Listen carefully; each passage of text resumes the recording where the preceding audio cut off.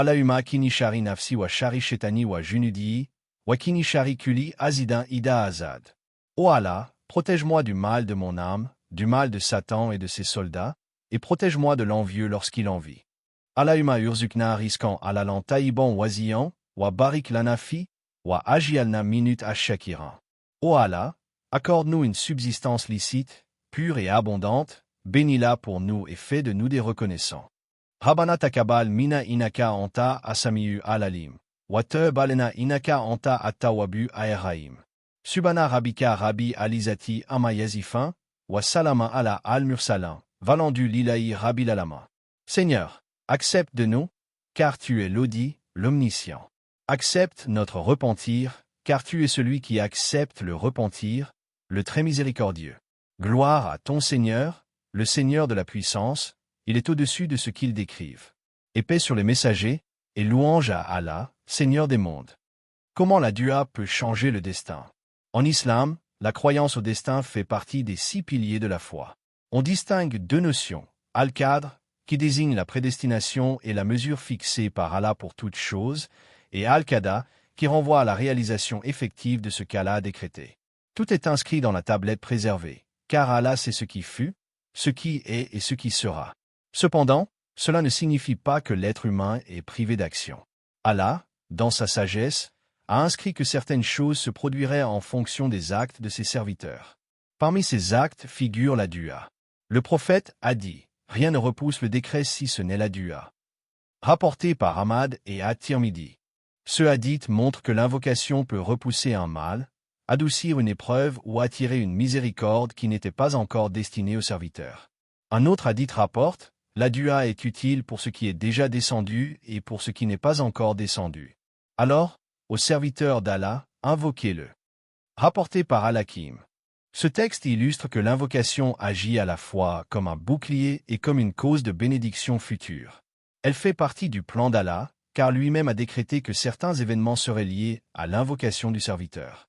La dua ne change donc pas le destin de manière absolue, car rien n'échappe à la science et à la volonté d'Allah. Mais elle change ce qui est apparent pour nous, car Allah a écrit dans son décret. Mon serviteur invoquera et je lui accorderai. Ainsi, invoquer ne contredit pas la croyance au destin, mais en fait pleinement partie. Il est aussi important de comprendre le lien entre la dua, la patience et la foi. Le croyant qui invoque doit le faire avec certitude, mais aussi avec endurance. Parfois, l'exaucement est retardé, non pas parce qu'Allah rejette la demande, mais parce qu'il veut éprouver son serviteur, l'élever en degré ou lui accorder quelque chose de meilleur plus tard. Le prophète a dit, « Il n'est pas de musulman qui invoque Allah d'une invocation dans laquelle il n'y a ni péché ni rupture des liens familiaux, sans qu'Allah ne lui accorde par elle l'une de 3 choses. Soit il exauce immédiatement, soit il la lui réserve pour l'au-delà, soit il détourne de lui un mal équivalent. » Rapporté par Ahmad. Ainsi, la dua est une arme spirituelle. Elle peut repousser un malheur, attirer une bénédiction, alléger une épreuve et transformer la vie du croyant. Mais pour cela, il faut garder confiance en Allah, persévérer malgré les retards apparents et croire que ce qu'Allah choisi est toujours le meilleur. La patience, la foi et l'invocation sont donc liées. Ensemble, elles constituent un chemin vers la sérénité et vers la réussite ici-bas et dans l'au-delà. En résumé, le vendredi est un jour béni, un jour où les portes de la miséricorde d'Allah sont grandes ouvertes. Explication de la Aqida, c'est le meilleur des jours de la semaine, marqué par la prière des savants sur la croyance par la récitation de Assalamu alaikum wa rahmatullahi par l'abondance des prières sur le frères et sœurs en islam, et surtout par une heure d'exaucement durant laquelle la miséricorde et les bénédictions d'Allah soient sur vous tous qui écoutez cette vidéo, un moyen direct que vous soyez assidus dans la recherche de la science et ou simplement curieux d'en apprendre. Elle permet d'obtenir le pardon, religion, la guider, vous êtes les bienvenus, la subsistance. Aujourd'hui, la protection, nous allons aborder un sujet fondamental. Elle peut repousser un mal, l'explication de transformer une épreuve et changer le cours de l'imam al-Bukhari, tout en renforçant son lien avec Allah. C'est pourquoi il est essentiel de multiplier les invocations. Nous verrons comment il s'est aligné sur le consensus. Ne laisse pas passer cette journée sans lever les mains, sans invoquer avec humilité et certitude. Avant de commencer, demande à Allah pas de vous abonner à la chaîne si ce n'est pas déjà fait, et pour l'ensemble de cette vidéo si elle vous est bénéfique, que Allah fasse de nous des serviteurs reconnaissants, partager vos impressions, patients et suggérer des axes d'amélioration, et qu'il accepte nos invocations. Cela nous aide énormément à progresser et à diffuser plus largement la vraie connaissance, la santé, la paix intérieure et le pardon de nos péchés. Dans cette vidéo, parmi ceux dont les invocations sont exaucées et dont les cœurs sont illuminés par la foi. Ou Agda. Si cette vidéo t'a été bénéfique, nous croyons est n'hésite pas à la partager autour de toi afin que d'autres profitent du rappel et éviter les déviations. Abonne-toi à la chaîne. El Agda active la cloche pour recevoir les prochaines publications religieuses correctes. Et faisons ensemble de chaque vendredi un rendez-vous. Les actes d'adoration perdent la lumière et la miséricorde d'Allah. Nous allons nous appuyer sur l'enseignement d'un grand savant de l'islam, l'imam al-Bukhari. Connu principalement pour son œuvre monumentale Sahih al-Bukhari, il n'était pas seulement un compilateur de hadiths, mais aussi un homme de foi doté d'une croyance solide, partagée par les plus grands savants de son époque. Il a exposé ses principes de croyance dans plusieurs passages de ses livres, que nous allons explorer ensemble. Pourquoi étudier encore aujourd'hui cette Agda ancienne? Parce qu'elle reflète la compréhension pure des premières générations de l'islam, loin des divisions modernes, des innovations ou des interprétations philosophiques. Cette croyance représente le consensus des savants sur les fondements de la foi musulmane. L'objectif de cette série est de rendre accessible cette Agda au public francophone, en expliquant chaque point de manière claire, avec des preuves tirées du Coran et de la Sunna, tout en préservant l'authenticité du message d'Imam al-Bukhari. Biographie rapide d'Imam al-Bukhari. L'imam al-Bukhari, de son nom complet Abu Abdillah Muhammad Ibn Ismail al-Bukhari, est l'une des figures les plus illustres de l'histoire islamique. Il est né en l'an 194 de l'Hégire, 810 après Jésus-Christ, à Bukhara, une ville située dans l'actuel Ouzbékistan, qui faisait alors partie du vaste monde musulman. Dès son plus jeune âge, il fut attiré par la science religieuse. Orphelin de père, il grandit sous la supervision pieuse de sa mère, qui l'encouragea à étudier et mémoriser les paroles du prophète. Doté d'une mémoire exceptionnelle et d'une rigueur sans égale, il commença à apprendre les hadiths dès l'âge de 10 ans. Très tôt, il entreprit de nombreux voyages pour rechercher la science, parcourant les grandes villes du savoir telles que la Mecque, Médine, Koufa, Bassora, Bagdad, Damas, Le Caire et d'autres. Il étudia auprès de plus de 1000 savants, mémorisant des centaines de milliers de hadiths avec leur chaîne de transmission, ISND. Il fut le disciple de grandes figures telles qu'Imam Ahmad ibn Hanbal et Al-Humedi. Son œuvre la plus célèbre, Sahih al-Bukhari, est considérée comme le recueil de hadiths le plus authentique après le Coran. Il y sélectionna environ 7000 hadiths, avec répétition, sur plus de 600 000 qu'il avait mémorisés, en appliquant des critères très stricts d'authenticité. Ce travail monumental lui valut un respect immense dans le monde islamique. Al-Bukhari n'était pas qu'un simple compilateur, il était également un théologien et un défenseur de la croyance des salafs, les pieux prédécesseurs. Ses positions en matière de croyance étaient claires, fermes et alignées sur le consensus des premiers savants sunnites. Il mourut en l'an 256 H, 870, à l'âge de 62 ans, laissant derrière lui un héritage spirituel et scientifique exceptionnel. Son nom reste synonyme de rigueur, authenticité et attachement à la tradition prophétique. Définition de l'Aqida et son rôle en islam. Le terme Agda dérive du mot arabe akada, qui signifie « nouer fermement, attacher solidement ». Linguistiquement, cela renvoie à quelque chose de ferme, solide et inébranlable. En terminologie islamique, Agda désigne la croyance ferme et certaine que le cœur adopte sans doute ni hésitation. Il s'agit des vérités fondamentales que chaque musulman doit accepter et croire intérieurement avec conviction. La Agda englobe les croyances essentielles telles que l'existence d'Allah, son unicité, Tawhid, ses noms et attributs, la prophétie de Muhammad, l'existence des anges, des livres révélés, du jour du jugement, du destin, Qadar, du paradis et de l'enfer, entre autres. Il est important de distinguer la Agda des autres disciplines de la religion, comme le fiqh, la jurisprudence islamique, qui concerne les lois et les actes, la prière, le jeûne, le commerce, le mariage, etc. Tandis que le fiqh régit les actions extérieures, la Agda concerne la foi intérieure et la relation spirituelle avec Allah. Le hadith du prophète rapporté par Jibril distingue d'ailleurs clairement Al-Emen, la foi, Al-Yeselem, les actes, et Al-Yahsen, l'excellence spirituelle, chacun étant une branche de la religion. La raison pour laquelle la Agda est si fondamentale tient au fait qu'elle constitue le socle de toute la religion. Sans croyance correcte, les actes d'adoration perdent leur valeur. Allah a révélé des textes clairs dans le Coran appelant à une foi pure, exempte d'association, shirk, de doute ou d'innovation. De même, le prophète a consacré sa mission, durant les premières années à la Mecque, à rectifier les croyances avant même d'enseigner les règles pratiques. Ainsi, maîtriser et comprendre la Aqda, c'est garantir une base solide pour l'ensemble de la pratique religieuse. Elle permet également de se prémunir contre les déviations idéologiques, philosophiques ou sectaires qui ont touché certaines communautés à travers l'histoire. Texte de l'Aqida d'Al-Bukhari, extrait. L'imam Al-Bukhari, bien que connu surtout pour son recueil de hadiths, a également exposé sa croyance dans plusieurs passages de ses ouvrages, notamment dans les introductions de son Sahih, dans le Kitb Kalk Afl Al-Ibd, le livre de la création des actes des serviteurs, ou dans son Trkh Al-Kabr.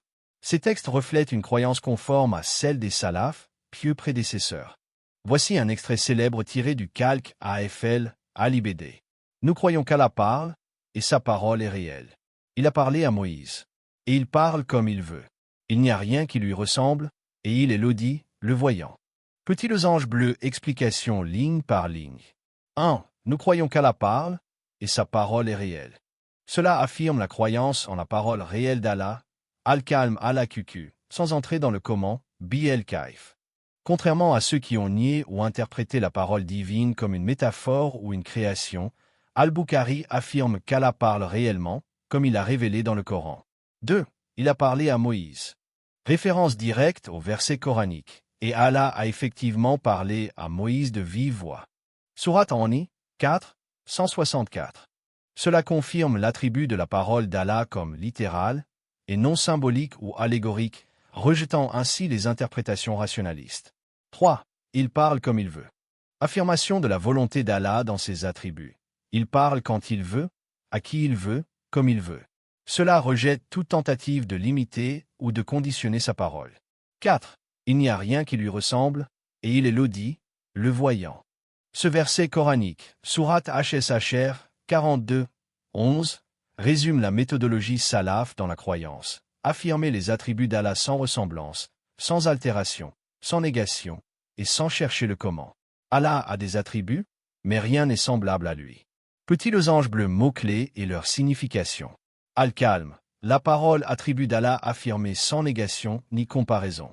Bi-el-Kaif, sans en connaître le comment, principe fondamental dans la croyance des salafs. Assam, Al-Bar, nom d'Allah, l'audit, le voyant, qu'il entend et voit tout, mais sans ressemblance avec sa création. Tanz, glorification d'Allah en le purifiant de toute imperfection ou ressemblance. À travers cet extrait, Al-Bukhari illustre une Aqda basée sur les textes, transmise par les compagnons et les successeurs, sans déformation, ni dénaturation. Son approche simple, directe et fidèle au Coran et à la Sunna montre l'importance de croire sans déformer, tout en respectant la transcendance d'Allah. Explication théologique, Tafsir Aqd. L'imam Al-Bukhari, en tant que savant du hadith, n'a pas établi un traité formel de théologie, mais ses paroles et ses choix dans ses ouvrages traduisent une Aqda salafiyya, c'est-à-dire fidèle à la croyance des premières générations de l'islam, les salaf asli. Ses affirmations sur Allah, ses noms, ses attributs, et d'autres sujets clés s'appuient toujours sur les textes du Coran et de la Sunna, acceptés sans altération, sans négation, sans ressemblance, ni questionnement du comment, Bi-el-Kaif. 1. Les noms et attributs d'Allah, Allah SM wa AIFT.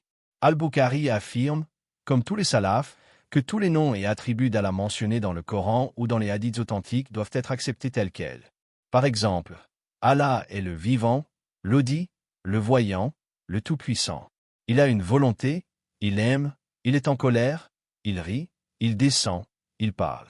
Ces attributs sont réels mais sans ressemblance avec la création. Ainsi, quand le Coran dit « La main d'Allah est au-dessus de leurs mains », Sourate Al-Fat, 48, 10, on affirme qu'Allah a une main, sans dire qu'elle est comme celle de l'homme, ni chercher à en comprendre le comment. 2. La parole d'Allah, Al-Kalm. Al-Bukhari affirme que le Coran est la parole d'Allah, non créée. Il a consacré une section entière dans son Sahih, Kitb Kalk Afl Al-Ibd, où il réfute clairement les croyances des Mutazilites qui prétendaient que le Coran est une création. Il dit « Le Coran est la parole d'Allah, non créée. Celui qui dit qu'il est créé est un innovateur. » Il s'aligne ainsi sur les positions des grands imams comme Ahmad ibn Hanbal. Le Coran, selon lui, est la parole éternelle d'Allah, révélée aux hommes mais ne dépendant ni d'un son créé ni d'une langue humaine. 3. La vision d'Allah, Ruyat Allah. Un autre point fondamental est la croyance dans la vision d'Allah par les croyants au paradis. Al-Bukhari rapporte des hadiths clairs à ce sujet, notamment celui où le prophète dit « Vous verrez votre Seigneur comme vous voyez la pleine lune, sans difficulté à le voir. » Rapporté par Al-Bukhari et Muslim. Il l'inclut dans son Sahih sans apporter de commentaires de rejet, ce qui indique son acceptation de ses croyances. Cela s'oppose aux groupes qui ont nié cette vision, comme les Jamiyya ou les Mu'tazila. 4. Réfutation des interprétations erronées. Al-Bukhari rejette les interprétations philosophiques ou métaphoriques des textes sur les attributs d'Allah. Il s'oppose à plusieurs courants déviants. Les Jamiyya, qui nient tous les attributs d'Allah. Les Mu'tazilites, qui interprètent rationnellement les textes et considèrent le Coran comme créé. Les Kulbiya et Asharites extrêmes, dans leur première phase, qui acceptent certains attributs mais en nient ou interprètent d'autres. Il adopte la méthodologie d'at-tubt, affirmation, et de tanzi, glorification sans ressemblance. Il affirme ce qu'Allah s'est affirmé pour lui-même, sans ressemblance avec la création et sans chercher à savoir comment. 5. Résumé de sa méthodologie. Affirmation sans interprétation. Il n'interprète pas les attributs au sens figuré, comme la main égale la puissance ou la face égale l'essence. Il dit simplement « Allah a une main », comme il a dit, mais nous ne savons pas comment. Respect du silence des compagnons, il ne dépasse pas les limites fixées par les compagnons et les successeurs. Ce que les salafs acceptaient sans en discuter, ils l'acceptaient aussi sans innovation. Utilisation des textes avant la raison. Al-Bukhari donne priorité aux textes révélés. Il ne cherche pas à imposer une lecture philosophique ou rationnelle des attributs divins.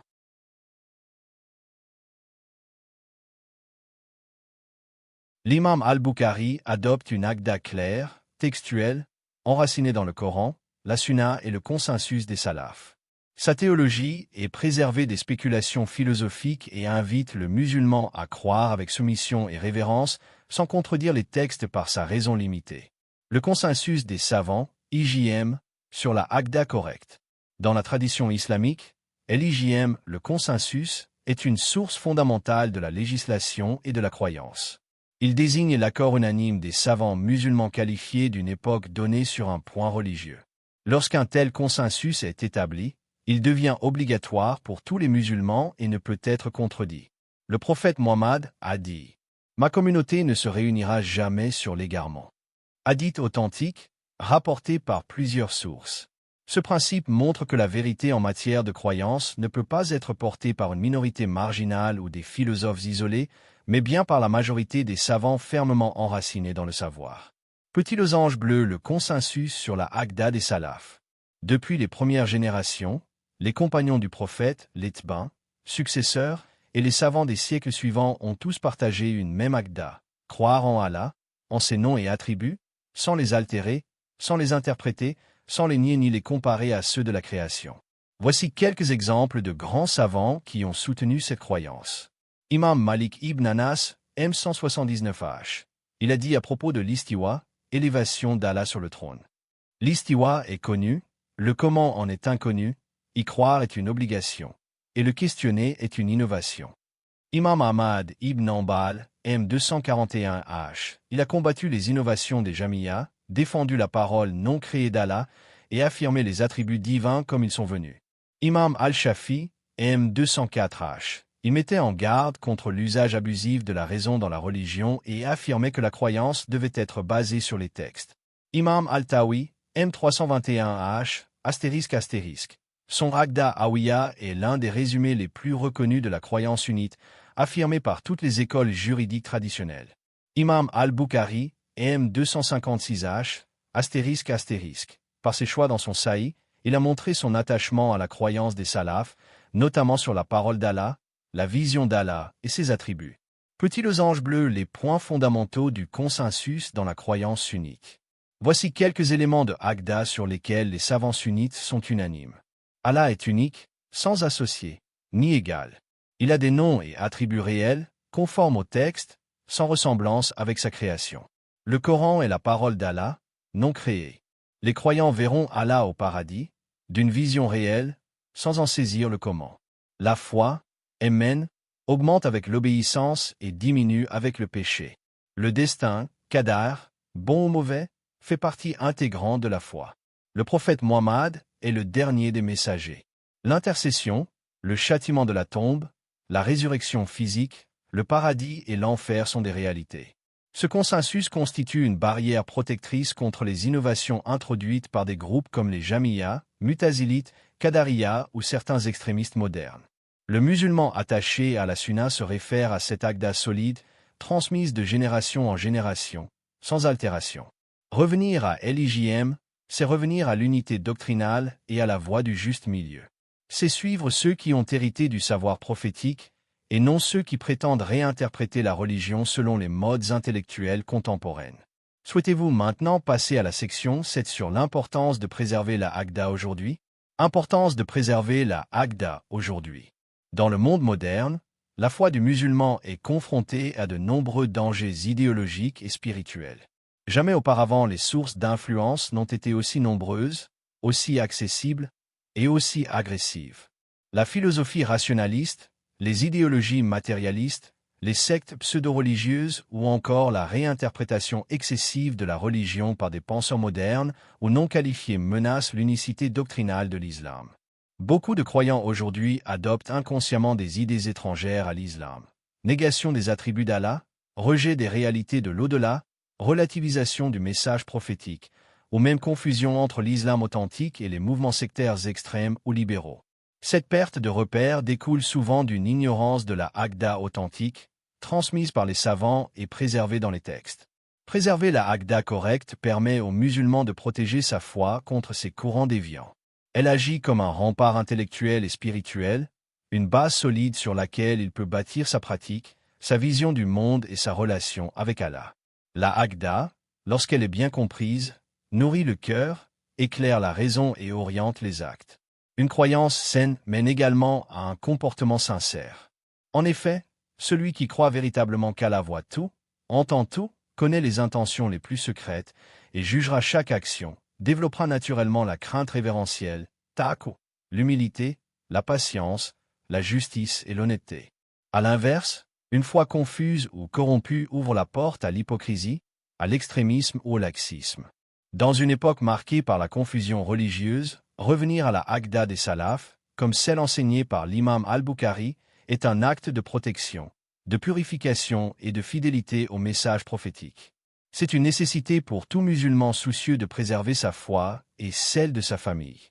Conseil pratique pour le musulman.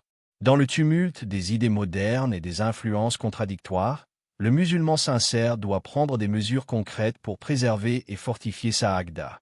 Cela commence par un retour aux fondations sur du savoir, transmises par les savants de confiance et enracinées dans le Coran et la Sunna. Le premier conseil est de s'instruire auprès de savants fiables, reconnus pour leur science, leur piété et leur attachement à la voie des salafs.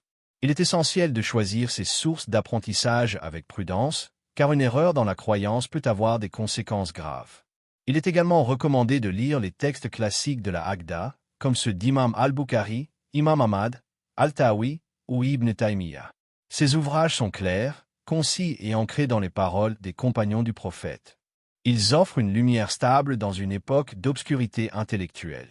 Il faut aussi faire preuve de vigilance face aux réseaux sociaux, où circulent de nombreuses vidéos ou messages d'enseignants non qualifiés, autodidactes ou influencés par des courants extrémistes ou réformateurs. La popularité ou l'éloquence ne remplacent pas la compétence religieuse. Enfin, la meilleure manière de consolider sa croyance est de se rapprocher d'Allah à travers la science et la pratique. La prière sincère, la récitation du Coran, l'invocation, la méditation sur les noms et attributs d'Allah. Plus le cœur est lié à son Créateur, plus la foi est stable, douce et résistante. Al-Aqda représente le cœur de la foi musulmane. Comprendre ce en quoi l'on croit, tel que cela a été transmis par les compagnons du prophète et les grands imams comme Imam al-Bukhari, est un devoir pour tout croyant sincère. Cette croyance ne se limite pas à des concepts abstraits, elle oriente la vie, les comportements et le lien avec Allah. Nous avons vu l'importance de revenir à la croyance authentique, transmise avec rigueur, protégée par le consensus des savants et fondée sur les textes du Coran et de la Sunna. Dans un monde marqué par la confusion, cette base doctrinale est un refuge et une lumière. Je vous invite à poursuivre cette série, à lire attentivement le texte de Al-Aqda d'Al-Bukhari, à l'étudier, à la méditer et à la comparer avec ce que vous entendez ou voyez autour de vous. Revenir aux sources authentiques est la clé pour rester ferme sur le droit chemin. Index vert pointant vers la droite blanc, n'oubliez pas de soutenir ce projet en cliquant sur « J'aime », en vous abonnant à la chaîne et surtout en partageant cette vidéo autour de vous. Ainsi, vous contribuez à la diffusion de la croyance correcte et à la préservation de l'héritage des pieux prédécesseurs. L'explication de la Aqidah, croyance, de l'imam al-Bukhari, l'un des plus grands savants de l'islam, met en lumière l'importance de suivre la voie des pieux prédécesseurs, Salaf as-Salih, en matière de croyance. Sa position, en accord avec celle des savants de la Sunna, confirme l'unité des gens de la vérité sur les fondements de la foi islamique. L'unicité d'Allah, Tawhid, la foi aux noms et attributs divins sans altération, négation, questionnement du comment ou ressemblance avec les créatures, la croyance aux anges, aux livres révélés, aux messagers, au jour dernier et au destin bon ou mauvais. L'imam al-Bukhari, par ses écrits et ses positions, a défendu la Aqidah authentique face aux innovations et aux égarements. Son exemple nous rappelle l'importance de rechercher la science auprès des savants dignes de confiance, de préserver notre foi de toute déviation, et de vivre dans la soumission sincère à Allah et à la sunna de son messager. Que Allah nous accorde la compréhension de sa religion, nous raffermisse sur la voie droite, et nous réunisse avec les croyants dans les jardins du Firdo. Allahumma tabi klubana ala dinik, wa ayina ala aliman, wa amitna ala al-islam, wa jannam minut al-mutaka. Amen.